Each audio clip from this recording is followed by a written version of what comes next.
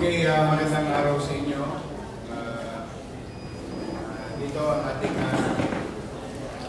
Undersecretary for Barangay Affairs sa buong Pilipinas at ang nakatasan din ni Secretary Anyo na Madistino with regard to the Metro Manila obstruction problem. Si Yusek Martindino ang assigned sa Manila. So anyway, welcome again. We just finished with our ADAC meeting. So any question? Please. Yes. Sir, yung 90% reaction lang sir dun sa 90% drug infested pa rin ang Manila even after 3 years of the quarantine. Well, that's sad, no? It's a state that cannot be denied. And the best way to do it is to address it. That's why, well, I'm grateful that as per record of the Manila Police District, in a short period of time, which is about 1 month, there is about 30 barangays who were cleared from this illegal substance, wherein the ratio that they're doing is like 17 a year or a little less than 20 a year. But if you take that as an average, it's a good start for this administration. But be that as it may, what matters most is that what will be our action to address the remaining 90% of the barangays in the city of Manila who are moderately or infested by this illegal substance. Sir, to what do you attribute the high numbers? Well, one, maybe the local government unit at the time has no interest addressing this, while the national government through PDEA and PNP and DILG is actively going against this illegal substance. You know, even though the national government has the capacity to implement such, but without the cooperation of the local government unit, which is in this case the city or the barangay, mahirap mag-prosper ng smooth. No? Kaya kailangan talaga lahat na uri ng cooperation. So, as you can see, today, we're trying to, in our own little way, the city government will assist, extend assistance to the national agency, in this case, PNP, PDEA, and DILG. Sir, you ordered 1 week. You gave your mandak 1 week to address the problem in Baseco. Why Baseco in particular? Baka may masamang impresyon sa Baseco, tingnan natin bakit ang Baseco hanggang ngayon hindi pa clear sa illegal substance na ito. And I've been hearing a lot of individual carrying firearms, and I want to know if these firearms are licensed, legitimately acquired, or may certain level of permiso. But be that as it may, hindi ko mutanod ka, pwede ka na magdala ng baril. Hindi ko mukagawad ka, o chairman ka, pwede ka na magdala ng baril. Not even a mayor. You have to seek for proper documentations, papers, permits, because carrying those is only a privilege, not a right. No? And you'll see, tingnan natin kung aalis pa sila dyan. O, ayaw nyo ba nun? Saan kayo nakakakita? Uhuliin po namin kayo. Meron ba ganon? O, sa amin lang meron ganon. Why? Because we don't want our enforcement unit to get hurt, or anybody for that matter. But despite of diplomacy, despite of information, nandiyan pa rin sila. Di papakita natin kung sino may visa. Yung pamahalaan o yung illegal. Sir, bakit 1 week? Do you not find that too short? Or is that just the right amount of time? I would assume by this time they have already data. Kasi in the first place, hindi siya ma-include ang assumption ko, hindi siya may include as barangay with drugs without any supporting data. Now, it's been so many years, hindi pa rin siya nare-resolve pa. So all they have to do is to go back to their data and possible apprehension of interested individual. Kasi ano na lang to review. Kaya di ko pag-review, kabisado na nila. In fact, in fairness to PDEA, I was informed that about a year or less than 2 years ago, they conducted an operation. So if they conducted an operation, dapat yung barangay talaga regularly ini-inform yung PDEA of their situation. And it seems na yung barangay doon ay para bang kundi mo matagpuan, basura, ngayon droga. Kawawa naman yung mga mahihirap nating kababayan. Mahirap na nga. Ang hirap pa ng katatayuan nila sa kanilang komunidad. Para bang sila'y tinatalikdan ng pamahalaan.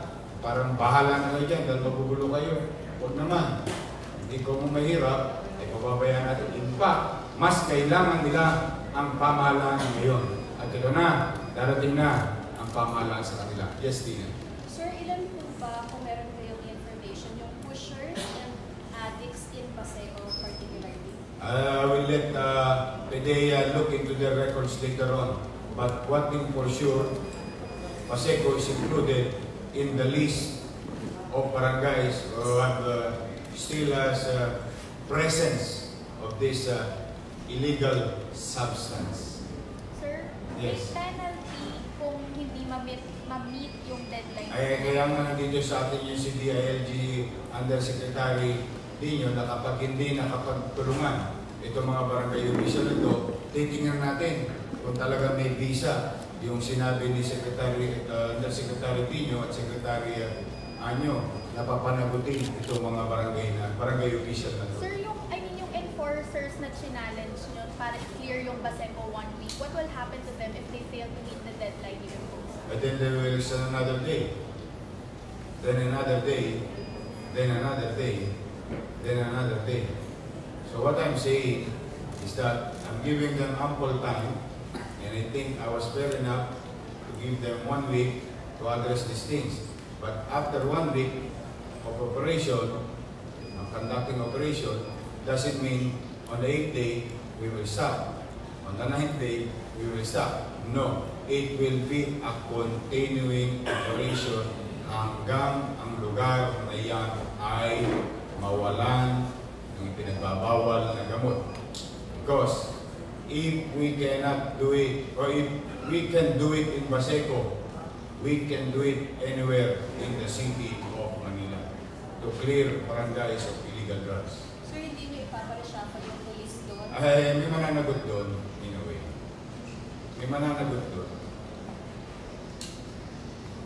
Ganun lang kasimple yun.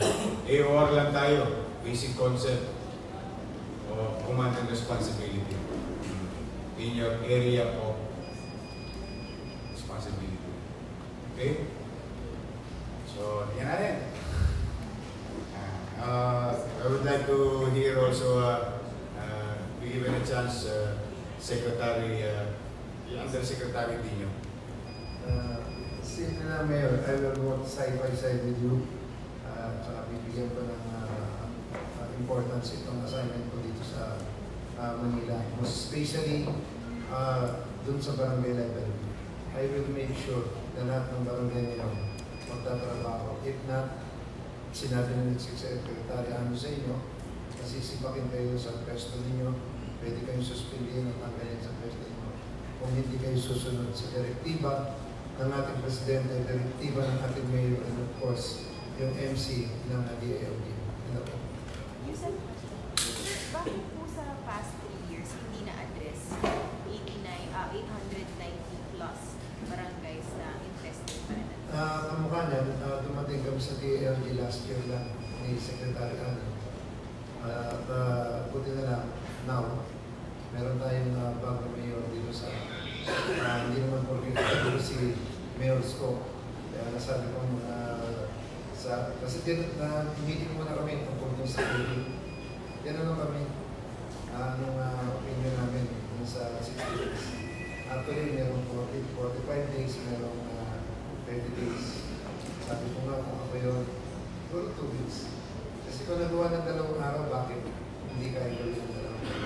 Anyway, nandiyan na yan. And I hope countdown na yan. Nabigyan naman ng mga ample time. Of course, ngayon, yung ginagawa ng mga mayors natin na yung clearing operation. Ito lang ang warning ko sa mga barangay captain. Nag-clearing na sa inyong kanya-kanyang barangay. Pag yan ay binalikan at bumalik yung mga kinleared ng ating city mayor, ng ating mga kapulisan, pasensyahan tayo. Yan ay yung tinatawag na sanction sa inyo.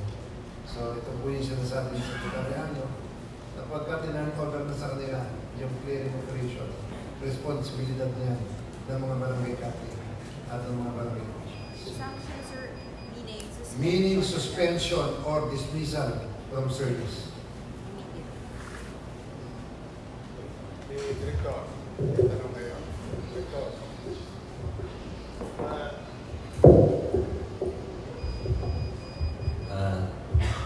Guys, ma'am. Director, you said earlier that sa Manila lang walang PIDEA office sa buong NCR. Bakit po kaya nangyari? Actually, ma'am, upon my assumption as PDEA Regional Director ng NCR, yan po yung #1 priority ko. Yung establishment ng PDEA offices sa mga kanya-kanyang district sa NCR. That is basically para ma-enhance natin yung coordination at partnership with other agencies in the implementation ng anti-drug campaign natin, especially so yung barangay drug clearing program. Medyo hindi ko po alam kung anong naging challenge dito sa Manila. Bakit hindi kami nabigyan ng office. Pero as of the present administration, kaka-start lang po ng meeting namin, first meeting namin sa Manila Anti-Drug Abuse Council. Yun po ay una niyang directive na magkaroon kami ng office with all the provisions na kailangan namin na gamit. Sir, gano'n ka ba yung drug problem sa Paseo in particular? Actually, ma'am, yung nare-receive namin na information ay nandyan yung distribution ng maliliit. And then, yung affectation talaga dyan, there are, yung iba dyan serious dahil sa mga drug debts kung saan ginagamit yung or distribution ng illegal drugs. Lalo-lalo ni siya. Sir, pagdating po sa buong NCR, pang-ilan po yung Manila sa ranking ng pinakamataas na drug use? Actually, ma'am, kung yung magiging basis na lang natin, yung data ng affected barangays, medyo malaki po talaga yung affectation ng Manila compared to others. Kasi in whole NCR, 50% lang po ng numbers ng barangay nandito na po. Kaya magiging number 1 talaga siya kung pagbabasihan mo yung Number 1 na naman kami.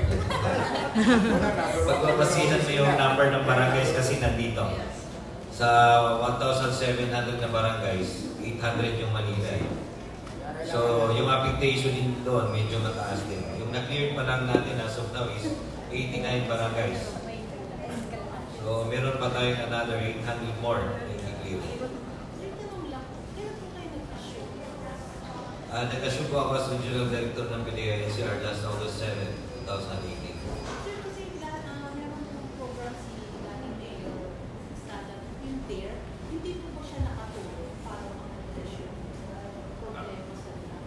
Yun po yung naging challenge namin eh. We don't know how to whom, on how to coordinate with the Manila Local Government Unit at the time. Kasi paano nasa-seminar sa mga pulis eh? The seminar I've learned is the seminar being implemented by the DILG on the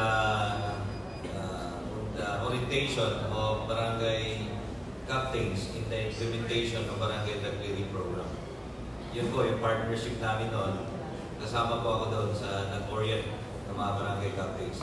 Pero yun po ay, sa alam ko, yung project po yun ng DILG. Sir, meron mga pulis na under 1 month seminar? Maybe it is the initiative of the city district director of the PNP. So, hindi siya nakatulong para ma-address yung draft. Ma'am, I am not really actually familiar dun sa sinasabi mo seminar. Kasi doon sa 2,000 pictures na nabanggit niyo a while ago, lahat po ba yung Pilipino or marami pa rin Chinese na nandito sa So far from Pilipino na yan, kasi sa distribution side, hindi po namin nilabas yung data doon sa importation or manufacturing lang. Okay? Thank you po. Thank you. Thank you sa inyo. Good luck. At least consistent ng Manila. Number 1 na walang opisina ng PIDEA, buong Metro Manila. At number 1 sa pinakamaraming drugs na barangay. Congrats. So I received a medal for that. But if there's one good thing about the situation as per the record, MPD's record, pinakamabilis na clear, just for the record, 30 barangays in 1 month compared to 17 to 18 barangays in 1 year of the past. So, ano pa, may awa ang Diyos, magkaroon na ng available office ng PIDEA, mas mabibilis ang ADA, ang PIDEA, mas bibilis siguro ang response time and more attention will be given to this. May awa ang Diyos.